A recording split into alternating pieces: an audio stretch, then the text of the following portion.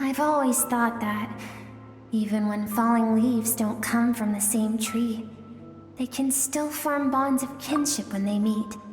Like meteors. You both made a journey through the stars. Both travelers who have landed on a planet that is not your home. Yet, when she first noticed your presence, although she hesitated for a moment, she still chose to walk away, indifferent as ever.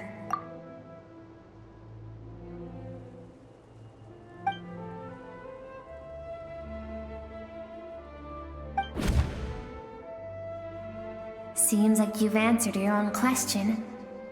Skirk sees herself as a trespasser in this world. She's made a conscious choice to avoid altering its path. But the reason for that decision stems from events much earlier on in her life. Let's keep going. It's still a long way to the source of the river.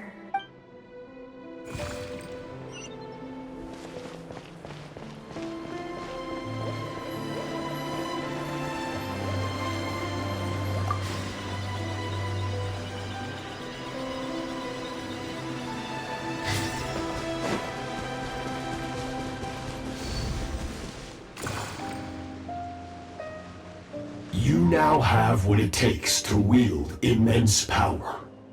From this day forth, I shall teach you no more. No one can become a worthy warrior through imitation alone. I have given you fangs and claws.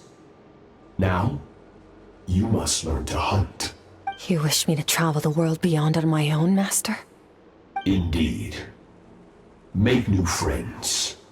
Embark on your own journey, and piece together a new future from the shattered remnants of your past. We will still have contact through the abyss. But know this. One day, I will take the life you worked so hard to rebuild, and reduce it to ashes. Just like the fire that haunts your mind. Why would you do that? I have told you before. Fear is the catalyst for human evolution. You have tasted loss. You have known fear so deep it can be felt in the bones.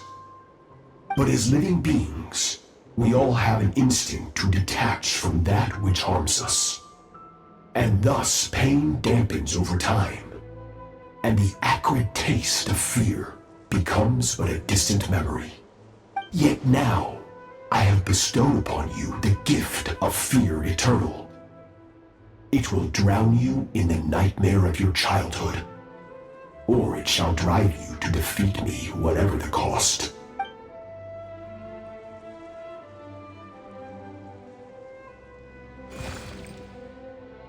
That is what Skirk's master, the foul Sertologi, looked like at one point in time.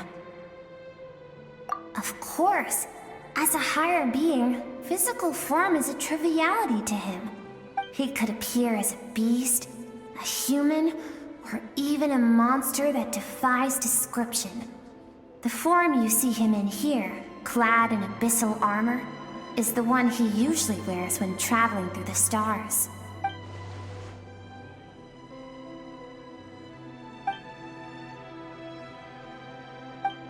For certain reasons, I need to bridge the power gap between me and my master as quickly as possible. To do that, I need to follow in his footsteps, walk the path he once walked, and somewhere along the way, I'll find... I'll let you in on a little secret. The real Sertologi is terrifying.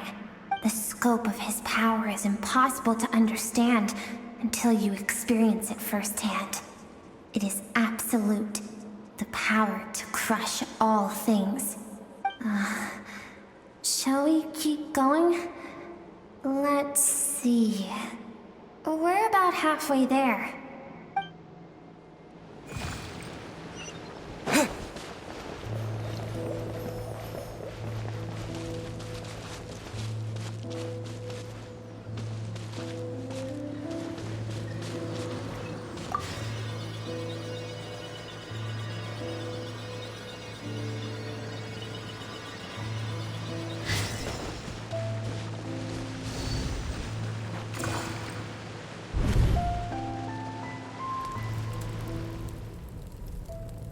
We've made it quite a ways already.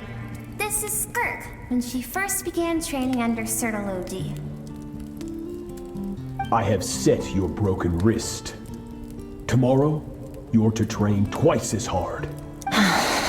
No tears this time. Good. Attempting to garner sympathy through tears is a habit of the weak. A pitiful, useless ploy. Can I ask a question, Master? Why did you save me? I keep thinking, maybe it would be better if I had died. I wouldn't be haunted by that fire all the time. I wouldn't have to go on like this. I saved you because I have a plan for you. It has been too long since I fought a battle that demanded my full strength, and I hunger for it. Every so-called genius and prodigy I have faced has crumbled like sand underfoot. Before me, even fate bends the knee.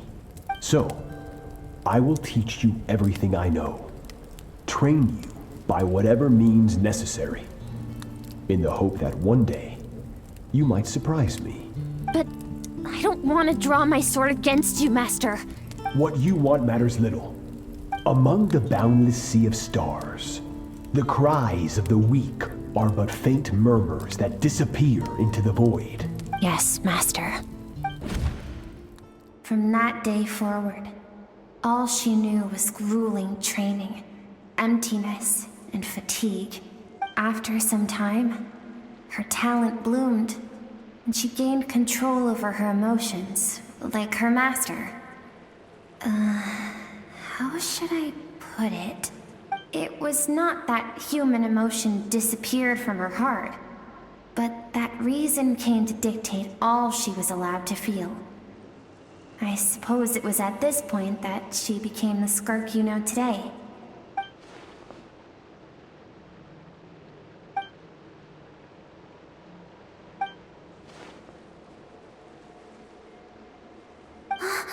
We're nearly there. I almost don't want to reach the end. Well, shall we? This is the final stretch.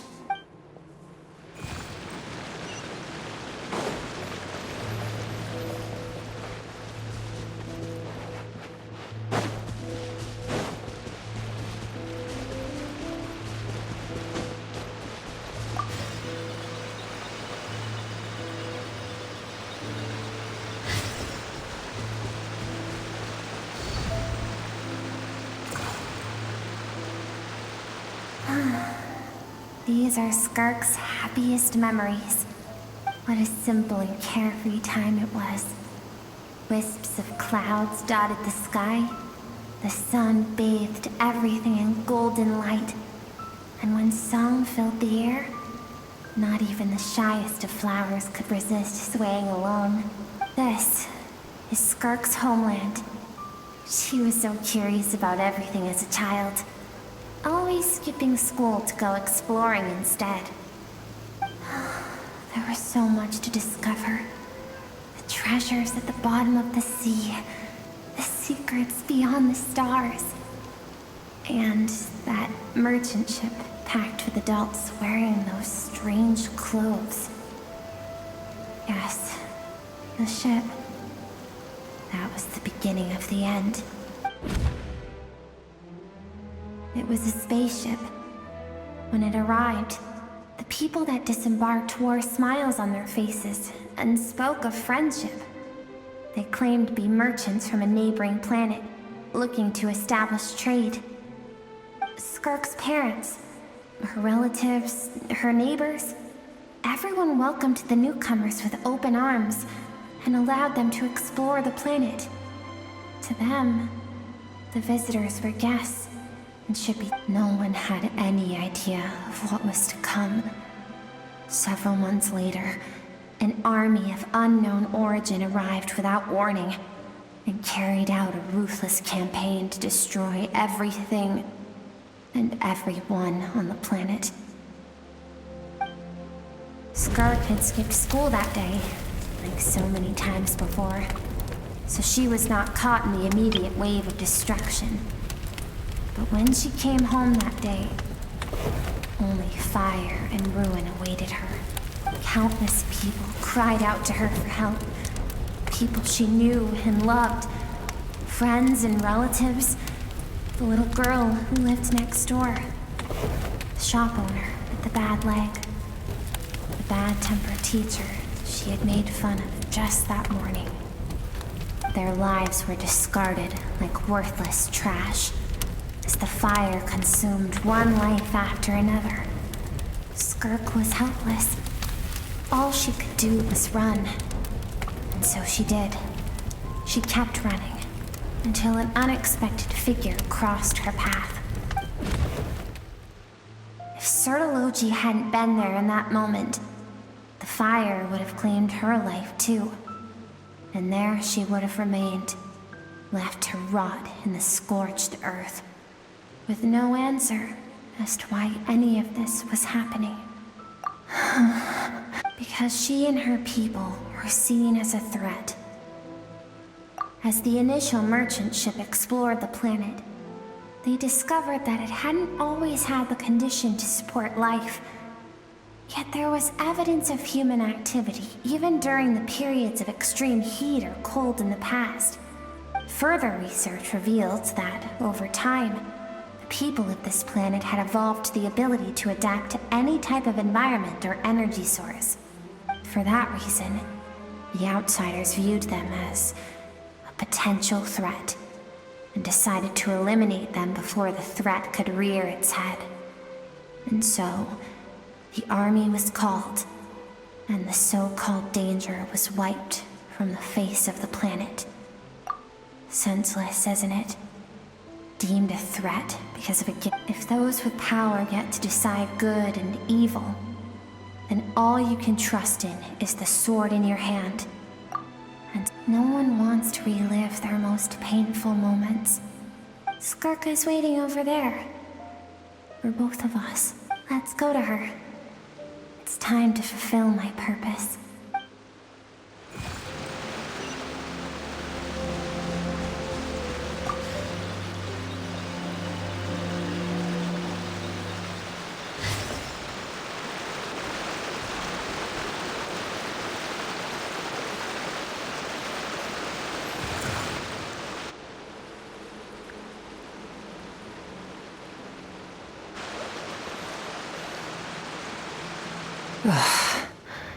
So all this, just so you could bring him here.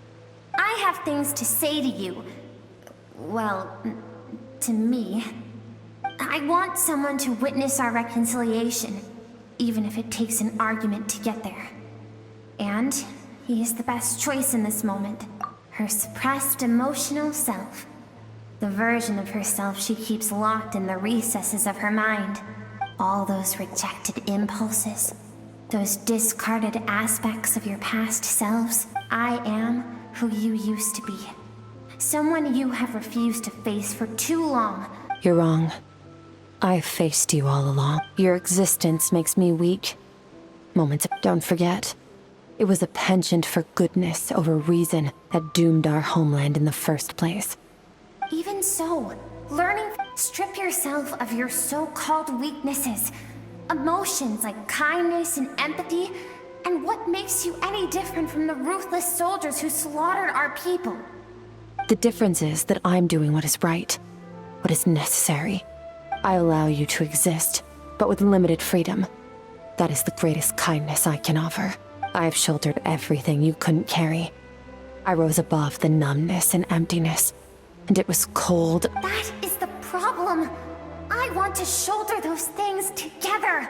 On the grand scale of the entire universe, maybe our feelings are vanishingly small, but think back to those nights of gazing at the stars. Those afternoons of exploring the unknown. Think back, and let them grant you peace. A brief respite from the pressure you put on yourself. That isn't what we need. It's exactly what we need. Aren't you curious about why recovering your strength has taken longer? Finally, you get to the important part. That is the only answer I came here to find. Then look around. You cast aside your dreams. Now, The only things driving you forward are fear and survivor's guilt. And you think that means I should seek help from a weak little thing like you?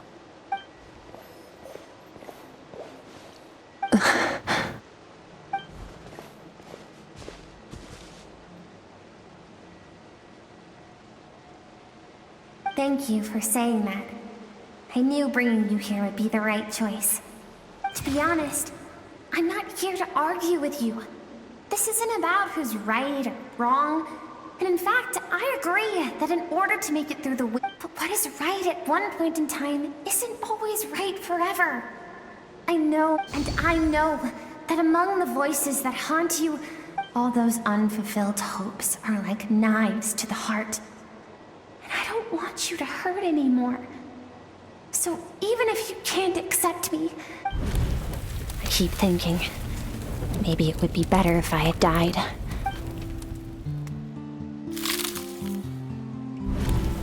Your dad and I, we're not afraid to stare death in the face, but...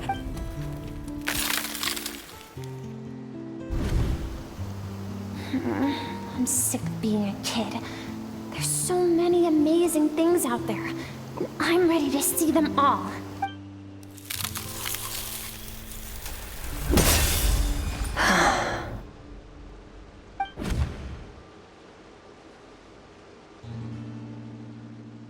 I remember.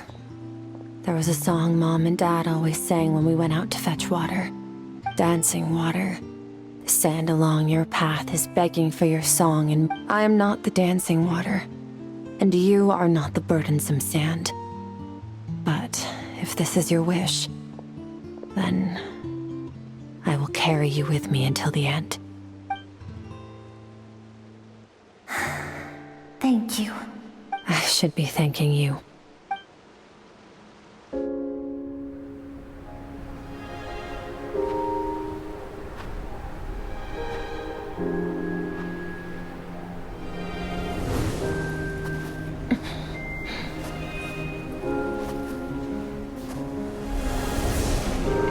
Run, Skirk, run! Remember, Skirk. leave no one alive! Heed my words, Skirk. Let fear take root in your soul. Did you survive? Why was it only you?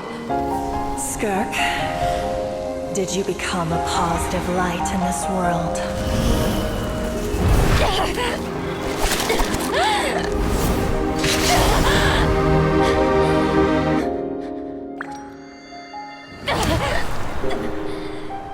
Hey, this doesn't have to be the end.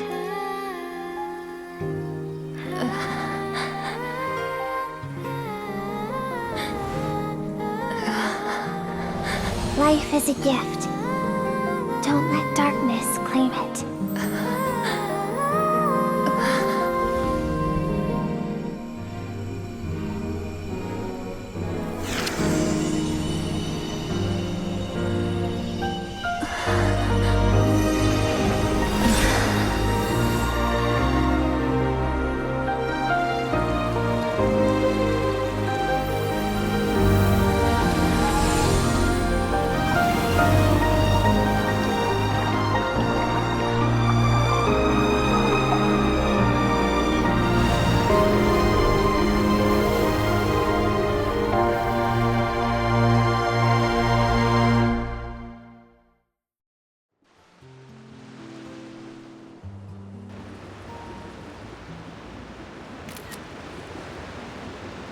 So, you saw my memories then.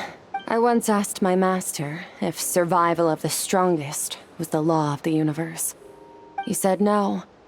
But in a world without order, those with no moral boundaries tend to be the ones who survive. That's why, after hearing his answer, an idea came to mind. An idea that, one day, I would create a new world order. One in which there would never be another tragedy like that fire. One in which power was not the law of the land. But that means I must defeat him. Because my master Sertology is, at the core, a defier of all rules and order. Yes, and not just because of the gap in our abilities. Although his decision to train me was not made out of kindness, he did everything a master should. He saved my life, taught me the sword and the principles of strength. And for that, I respect him. I know, and it's not something I want. But he's no longer into that. But he sends me messages through the abyss every now and then. Most of them are simple greetings, or an answer to one of my questions. Every time I hear from him, my heart skips a beat. And I wonder if this is the moment where he'll finally appear before me and tear down everything I've built to pieces.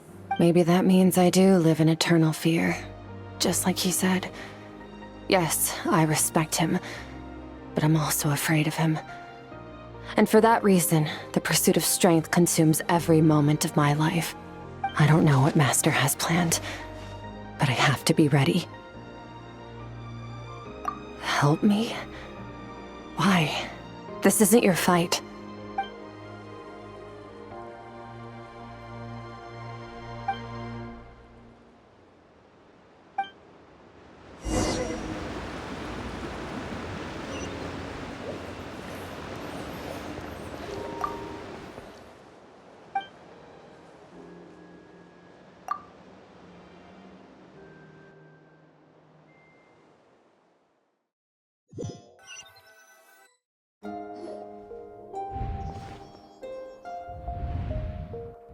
Oh, you're finally awake!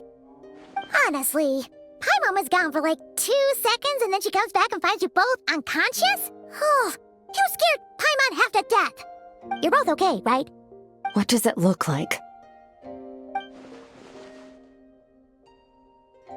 Only water from the source can cleanse the rot and filth that flows from the past into the future. I taught you to incorporate the experiences from your journey into how you fight. I suppose what happened today... Okay, so Paimon feels like she's missing some important context. But whatever. Paimon brought back tons of delicious snacks! Let's dig in! Alright, it's about time we finished what we started. We're gonna deal with this thief for good, right? This time, I'm not going to tell you to hold back. But having digested even more power in the meantime, he's going to be tougher than before. The good news is, we have no reason to pull our punches this time.